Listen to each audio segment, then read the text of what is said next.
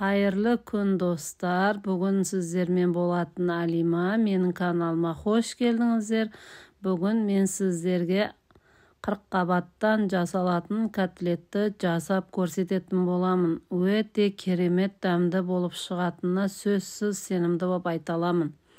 Бізге керегі мына жердегі салмасына 2 пияз, 1 дана сәбіз, жарты қырыққабатты барлығын дайындап аламыз да, пиязымызды алып ортасынан бөліп кішкене көбіктап етіп турап аламыз, 4 бұрышты тәріздес етіп. Барлығын турап аламыз қолымыздың көмегімен.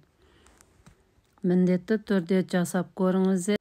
Түскі асқа осылайша етіп жасасаңыз өте дәмі керемет болып шығады. Мен жасаған едім, кім ойлап тапса да өте керемет ойлап табыпты, дәмі өте дәмді болып шығады.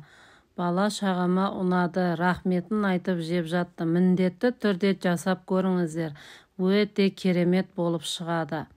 Осылайша етіп пияздарымыздың барлығын турап аламыз. Мен осы жерде 1,5 пиязы салып, жартысын алып қалдым, пияз көп болмасын деп. Пиязы көп болып кетпесін деп, осылайша жартысын алып қалдым.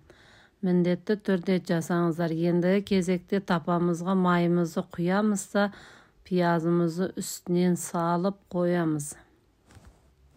Пиязым қуырылғанынша мен қырыққабатымды турап алайын дедім. Қырыққабаттың да барлығын аламыз да, пышақтың көмегімен жіңішке етіп турап аламыз барлығын. Осылайша етіп тураймыз. Барлығының грамын описанияға қалдырып кететін боламын, сол жерден көрсеңіздер болады. Менің каналыма тіркелмеген болсаңыздар, тіркеліп, комментарий, лайк басып кетіңіздер. Қазақша каналымыздың дамуына үлестеріңізді қосып кетіңіздер.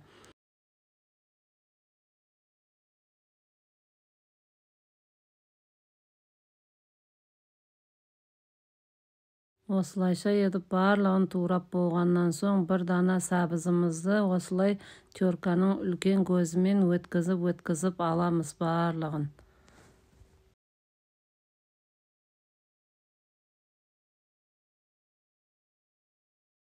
Мен сәбізімді өткізіп болғанынша пиязымда қызарып қалды. Осының үстіне ендігі жаңағы туралған сәбізімізді саламыз.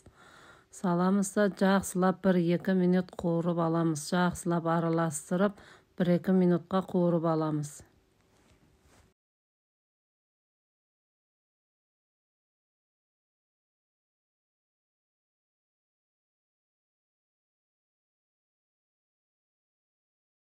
Сәбізімізді қуырып болғаннан соң үстіне қырыққабаттарымызды да саламыз. Барлығын салып жақсылап араластырып аламыз. Бұны да жақсылап араластырып қуырып аламыз да, үстіне дәмдеуіштерді саламыз. Менде паприка, қара бұрыш және де дәміне қарай тұзды саламыз да, жақсылап араластырып аламыз. Аз ғана қызыл бұрыш салсаңыздар да болады.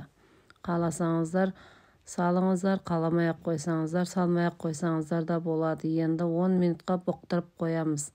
Енді кезекте осыған қосатын қоспамызды дайындаймыз. 2 жұмыртқамызды жуып кептіріп алған едім. Соны шағамыз да ыдысымызға, үстіне тұзымыз бен нан содамызды саламыз. Жарты қасық тұз, жарты қасық нан сода. Жақсылап араластырып аламыз. Осының үстіне 1 кесе айранымызды да құямыз да, жақсылап араластырып аламыз.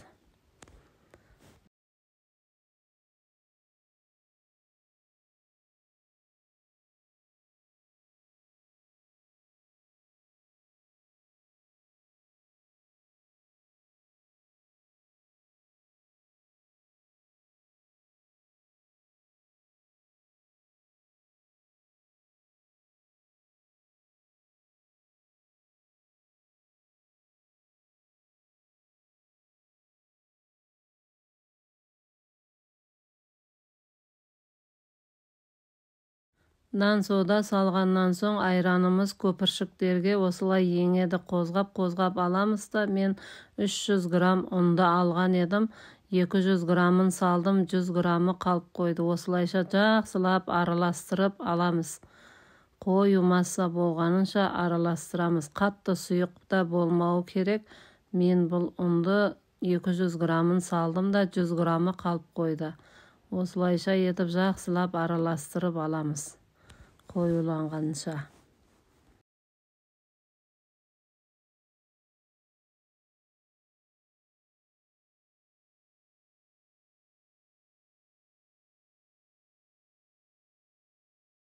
Осылайша етіп көз мөлшерменен өлшеп құйсаңыздар да болады, қоюлығына қарап. Аз ғана заттан тұратын өте дәмді тағам шығады екен. Ойлап тапқан адамға өте рахметімді айтамын, алғысым шексіз.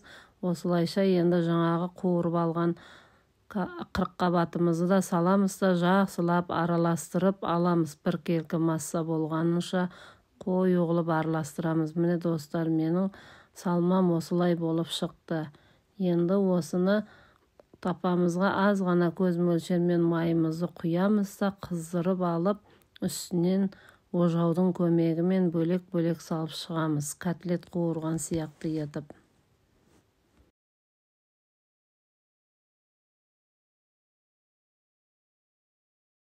Осылайша етіп төрт жерінен салып шықсаңыздар болады. Мен осылай бір ожаудан салып шықтым. Ісіп, томпиып, әдемі болып шығады екен.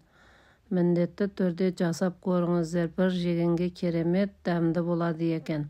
Балаларыңызға жасап беріңіздер. Қорықпай-ақ осылайша етіп араластырсаңыздар болады. Қуырылып жатқанда беті тесік-тесік болып осылай пісіп тұрғанда сол кезде асты қызарған болады. Осылайша шанышқының көмегімен араластырып, аударып астын бетін астын аударсаңыздар болады. Үзіліп кетпейді екен. Мен үзілема деп қорыққан едім. Ешқандай үзілген да жоқ. Барлығы дөңгелек әдемі пішінде болып шықты.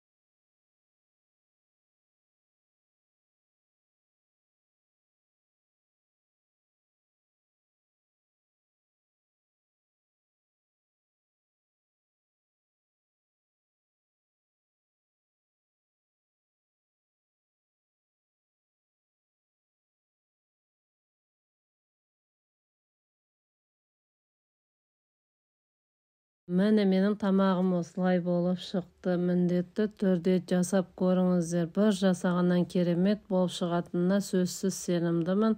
Астарыңыз дәмді болсын.